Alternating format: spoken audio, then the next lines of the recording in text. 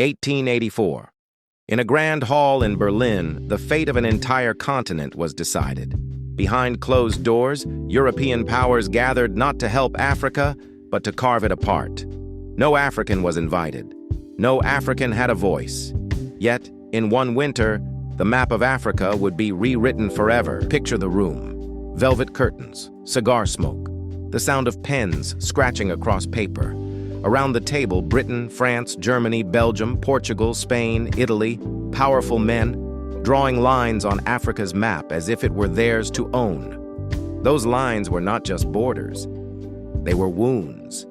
Wounds that split kingdoms, separated families, and erased entire cultures. And the people who lived on this land, their futures were being traded away like property. From that table, the scramble for Africa began. In less than 30 years, over 90% of Africa was claimed by Europe. Britain took the south and east. France swallowed the west. Belgium seized the Congo. Germany, Portugal, Italy, each took their share. It wasn't conquest by chance, it was conquest by design. And this is just the beginning of the story.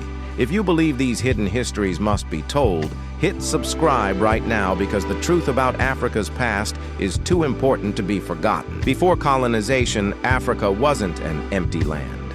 It was alive with powerful empires, the Ashanti of West Africa, the Zulu in the south, the Kingdom of Benin, Great Zimbabwe, civilizations with art, trade, and culture that rivaled the world's greatest nations. But on European maps, those kingdoms vanished, replaced with new borders, new flags, and new masters. The scramble wasn't just about stealing land, it was about stealing futures.